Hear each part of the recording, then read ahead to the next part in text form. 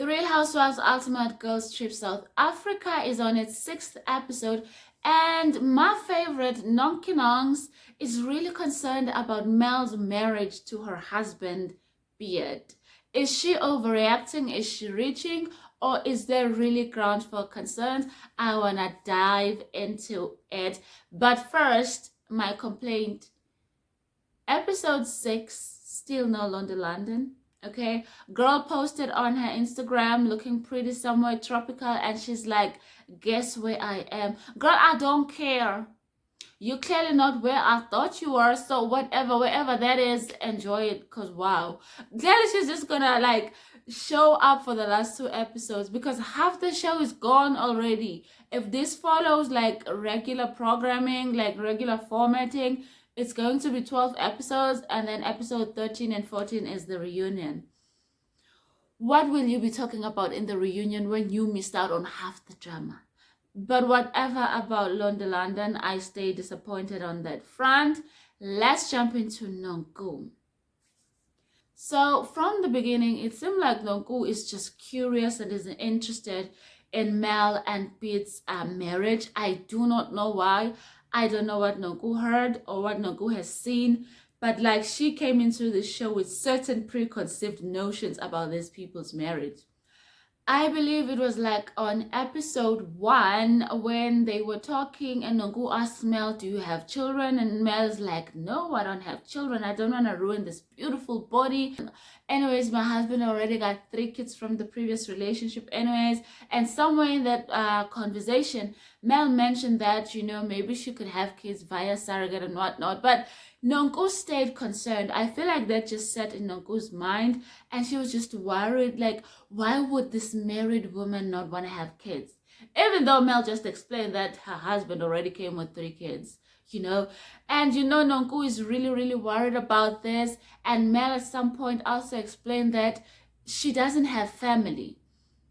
Her sister passed on, leaving behind 2 children. She has no parents to assist her. Should she die, you know, be there to look out for her kids. So, like, honestly, I feel like Mel's reasoning for not having kids is valid. It makes sense. At some point, Nonku reached the conclusion that, you know what? Mel is being abused by her husband. Mel is being abused. There's something unnatural about their relationship. Something is not right there. And the conclusion was abuse. And the worst part is she's not keeping these thoughts to herself. These thoughts that maybe Beard is being abusive to Mel. She has even told Ulukuzan, Ulitabo Joy, and Bev, Liz, the brunette, Bev as well. And like it's so weird. Like it's like she created this narrative and she's sticking to it. And it came up again once again on episode 6. The ladies were out having an evening picnic, playing some games where they ask each other questions. This game has been played numerous times on the Real Housewives of Durban, and it has never ended well. So how it started was Nonku apparently submitted a question for Mel, like, does your husband choose your outfits for you?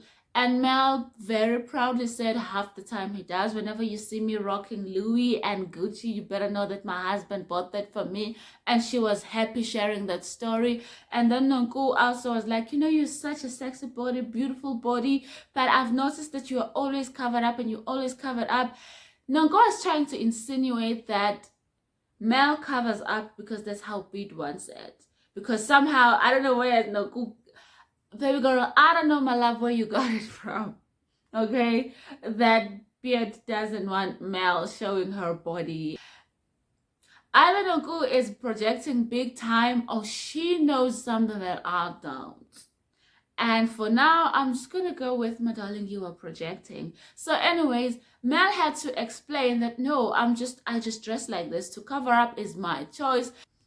And then another question towards Mel popped up. I think it's either Crystal or Liz, Bev. Either Crystal or Bev submitted it. And it was asking Mel, do you have a tattoo and where do you have it? And it turns out everybody's already known that Mel does have a secret tattoo on her coochie mound. Like, just below the bikini line, hidden by a bikini. Mel got a tattoo there, apparently, allegedly. And guess what it is?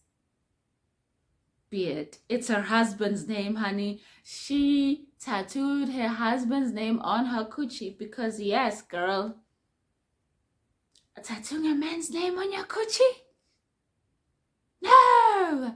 So yeah, that's very, very interesting. The dynamics between Mel and her husband are quite interesting. We do know that she often calls him and tells him how it's going, but there's nothing out of the ordinary about that. As it's her husband, they gotta talk, they gotta update each other, you know. And in the past, there were stories coming out about this Gucci bag that Mel is carrying around, and the ladies were convinced that there's a recorder in there, that Mel is recording them so that she will play the recording for her husband later, and her husband will give them pointers. Like, there is a whole narrative being created about Mel on this show, and what do y'all know that I don't? Should I go watch a Carte Blanche episode? Maybe maybe that'll give me like more info onto the goings on between Mel and her husband. Please, I don't want to go watch the Real Housewives of Pretoria. I can't be reading subtitles like that. The little bit I've seen of it, it's in Afrikaans.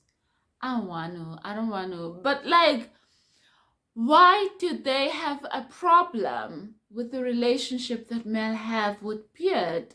All I'm saying is a woman that loves her husband and loves how her husband loves her. Back to the picnic, Nonku shared a little bit of her story with her ex-husband, that she was so into him, that she loved him so much that whenever they would fight, even over a minute issue, she would internalize that. She would sit on it and it would bother her. She would not be okay until she and her husband were okay. It seemed like she acted like her husband was her God, and she inferred that to Mel's situation, telling Mel, no, you're acting like this man is your God. And in her diary session, Nonku is saying that you can't have a man be your God.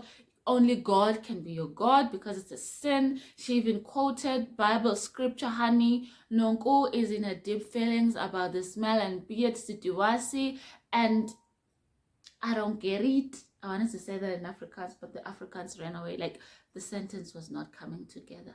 I don't, and ek doen nie, ek verstaan nie, ek weet nie. But then Mel had a comeback, darling. Honey, Mel is like, actually, it is Beard who treats me like his goddess. Can I get me like a bit equivalent? I would love a bit equivalent. So, I was like, get it, Mel. And she stood up for herself. And she's like, can I remain in my Mel and Beard bubble and nobody pop it at all, Now, back to my nonkinongs and her projection. In prior episodes, I actually thought that she was either being spicy with all the stuff that she was saying about Mel and Beard. I mean, we know that Nonku can be spicy. And at some points, I thought that maybe she's jealous.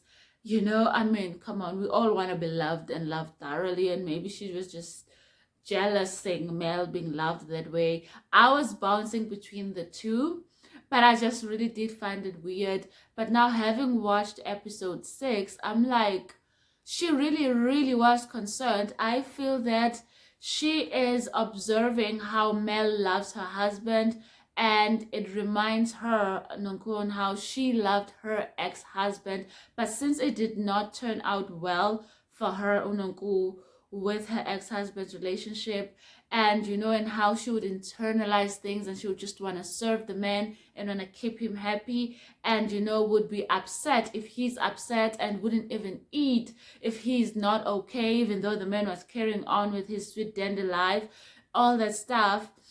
She just doesn't want to see another woman go down that route.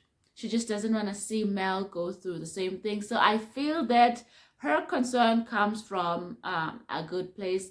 But I mean, since I have concluded that her concern comes from a good place, I think she just needs to be careful. Like, wait to see actual signs of abuse. I have not seen actual signs of abuse or even toxicity. It just seems like Mel and her husband are really, really into each other, as they should. They are married.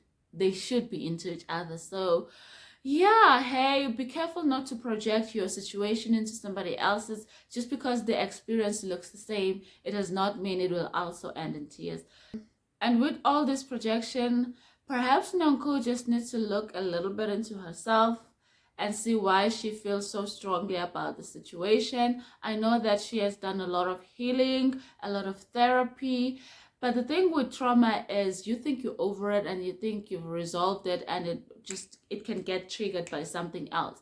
Maybe the smell situation is triggering some of Nonku's trauma, and as such, baby girl, you gotta go back to the therapist.